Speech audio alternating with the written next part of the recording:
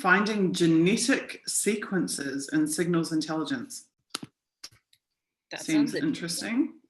Definitely. From the cryptanalysis development program participant, from a cryptanalysis development program participant, a cryptanalysis intern describes an unusual tour in analysis and production, which is one of their divisions, and they call it A&P.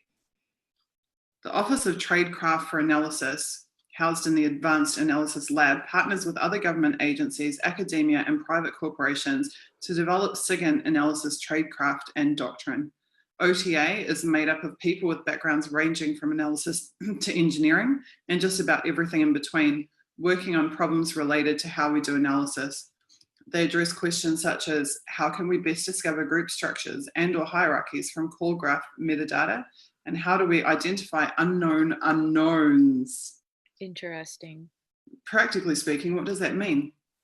For a member of the cryptanalysis development program, this means that OTA provides the unique opportunity to apply cryptanalytic skills to a significantly different problem set than that found in traditional cryptanalytic tours. When I started my tour in the lab, they were looking for someone to take on the problem of how to detect genetic sequences in signals intelligence. The ultimate goal of this project is to gain general knowledge about genetic engineering research activity by foreign entities and to identify laboratories. So this is the NSA spying on scientists. And to identify laboratories and or individuals who may be involved in nefarious use of genetic research. I'm a bit skeptical about the use of the word nefarious there. As a signature of advanced laboratory activity and a strong indicator of the kind of research being performed, the sequences are expected to lead us to that information. Now, bear in mind, this is 2004. Yeah. 8th of December, 2004. I mean, what was happening in the world of GMOs and whatnot in 2004? This time period is very significant for genetic organisms and food production, et cetera, et cetera, et cetera. Gotcha. I believe Nikki Hager did an amazing book. I think it's called Seeds of Distrust or Seeds of Power, Seeds of something. I have to go and look it up. But he did a huge expose on GMOs in New Zealand. And it was around this time period, this 2002 through 2005 time period. Interesting. I would think he actually would be quite interested to know this. This would be, I would imagine, significant to Nikki. Sequences are expected to lead us to that information as a signature of advanced laboratory activity and a strong indicator of the kind of research being performed. The sequences are expected to lead us to that information. So what that means, I'm just going to take this off screen share for a second. Now, I'm no scientist, far from it. Failed school C science. So I'm not going to give any scientific advice. But what I can tell you from my computing background is that when they're talking about using genetic sequences, what they're doing is they're saying that the genetic sequences themselves become the selectors. The selectors are what an NSA analyst enters into XKeyscore or any of their search functions in their programs to search the global network to extract the information. So rather than just searching on the name of a scientist or the name of a program or the name of a laboratory, they're looking for the genetic codes. And then positive search results on that are what is indicating to them which laboratory or which research program or which scientist they want to target. Back to the document.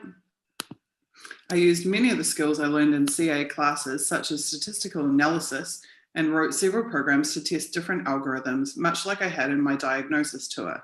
I also grew professionally by giving briefings to our customers and other interested groups. Now, one would wonder which of their customers want to know about this.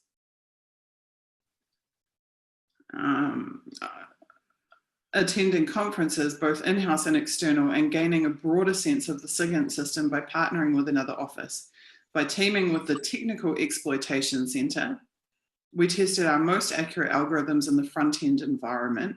So this just basically means they ran this program and used the genetic sequences on exploited networks. This allowed us to identify the strengths and weaknesses of the algorithms that should be addressed in the final software product we implement in collection. I thoroughly enjoyed my time doing this and found it extremely rewarding to attack this unique problem with such success. To learn more about that group, go to a hyperlink, which unfortunately we cannot because this is a static page. Genuine question, as somebody who doesn't know much about this. Is there any reason to think that Monsanto would be a customer of the NSA? Is there any evidence for that? Monsanto likely has a relationship with customers of the NSA rather than being a customer of the NSA. So, for example, the US Department of Energy, US Department of Commerce, US Department of Agriculture and Research. So we saw already that US Department of Agriculture is a customer of the NSA.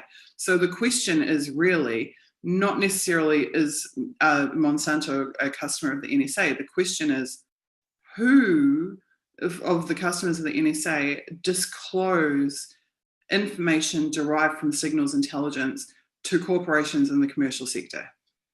Good question. Yeah. We know that the Federal Reserve Bank is a confirmed customer of the NSA.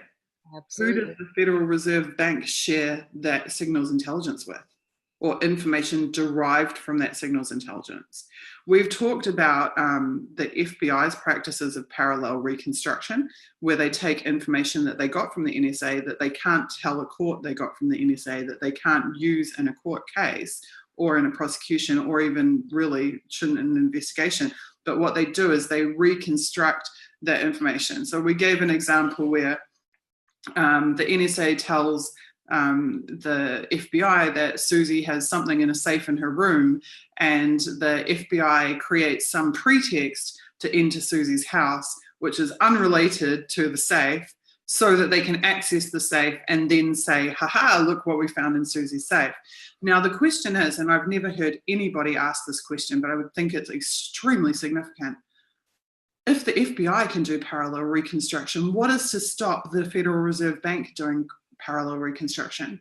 What is to stop the US Department of Agriculture or the US Department of Energy doing parallel reconstruction?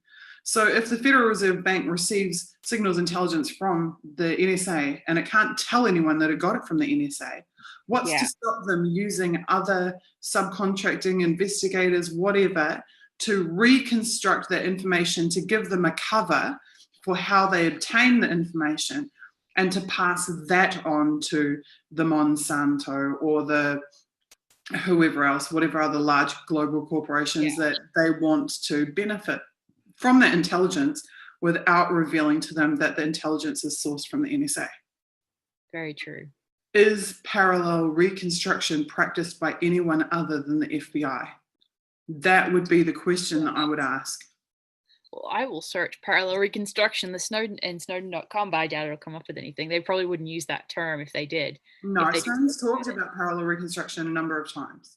Okay. But it's been in the context of a suspect and law enforcement. What I'm suggesting is that that same technique could be being utilized in the commercial and in the public space. Yeah, that's true. I don't see any reason why that couldn't be. Huge point. Definitely. It makes sense that they would do that.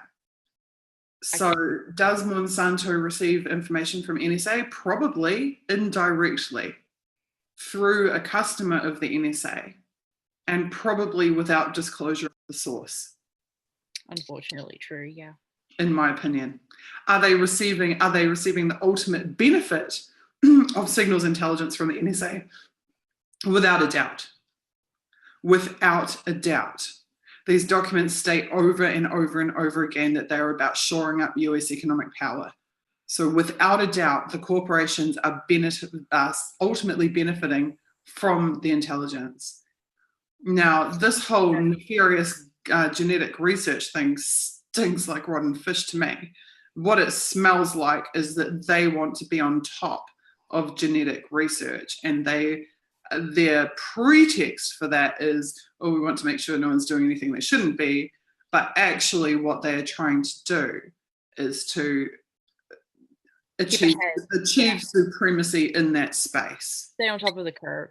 Yeah. Exactly, to achieve And supremacy in that space. And we know that countries like China are researching heavily now and recently in that top area. So I can imagine that our agencies and our large corporations would not want to be behind on that, whether it's, human genetic sequencing, or like you said, anything related to Monsanto or whatever.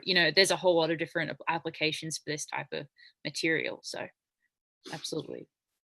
Kaio is saying, wow, he didn't know about the evidence of Federal Reserve Bank. Yeah, not many people do, but the Federal Reserve Bank, which is not a government department, is Yeah. a direct customer of the NSA. So they are able to order signals intelligence from the NSA and receive it directly. Now, another thing that we found in these documents is and actually it was probably the only instance where there was open dissent by an NSA employee, was that they changed the rules in NSA. So the NSA, rather than responding to a specific request on a specific target, that the NSA would supply an entire database to their customers. So Absolutely. rather than someone saying, we want you to target X person in Y bank because of Z reason, they could actually just say, give us the whole database of the bank and get it. Wow. Yeah. So it became not, the NSA wasn't collecting, analyzing, and delivering, it was just collecting and delivering.